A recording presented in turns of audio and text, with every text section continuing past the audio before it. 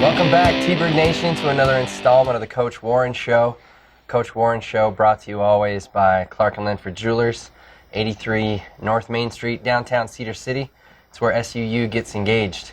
Coach, there's a lot to talk about. Some good stuff happened this week. Yeah, it was a fun game. Man, we had a sold-out crowd. There's some electricity in the air this week. I'm sure going through practice also, there was just a sense of urgency.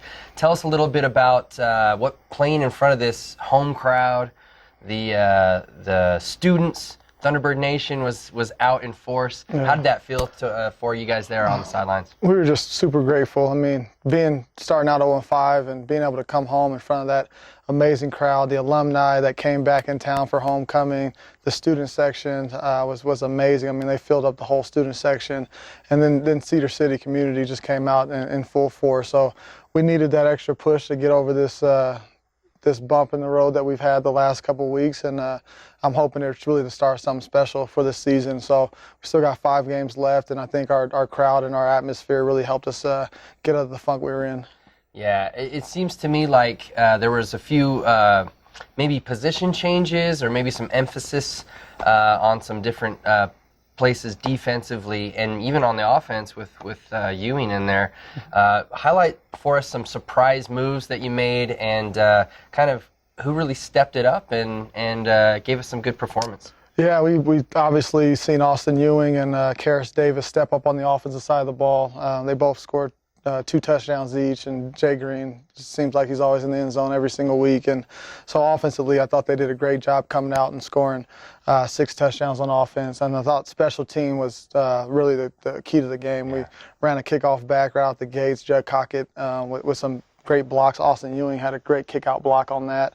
Kickoff team did a great job with Austin Ewing again. Did a great job on the kickoff team. And then Somi Achibo, one of the young guys that we think has a bright future, ended up hitting one of their blockers into the ball on a punt to get the ball back. And then defensively, we made a lot of adjustments, just moving Taylor Nelson's positions. We moved Sinead's position.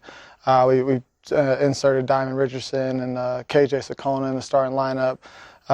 We put Akili Gray in the starting lineup. We played Mike Sims a lot more than we've played a lot. So just playing more younger guys and moving some of the older guys around just to give us the best chance. We moved A.J. Stanley to linebacker. So just made a lot of moves and seen it didn't start out well, but the guys stuck with the plan and just started making plays and started building confidence. And we got the players to be able to play some great defense, but they got to start believing in it, and I think hopefully that was a great start. Yeah, I mean, it looked like the guys obviously are always willing and able, great talent there. And tell us a little bit about what happened when they started believing. I mean, there's kind of that moment where it clicks in a team, and it's taken a little while to get there, but I could definitely tell after the game and even during the halftime, from halftime on, they were really pulling for each other. Yeah, I think it was, I think the score was 21-13 at the time, and offense was rolling. Sac State tried to sub a couple times, and Sac State called a timeout, and I saw the entire defense come out into the offensive huddle.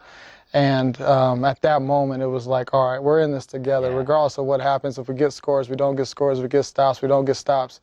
And we're in it. And so I actually had to defense get out the huddle so our offense could talk about the next play. But That's good, though. It was fun to see, like, again, the guys really started rallying behind each other. Still down 8 or 0-5, and they were still in it and coming on the field and being just involved. And it was exciting. It was exciting on the sideline, in the stands. I hope it was a fun game to watch because it was fun being on the sidelines. Yeah.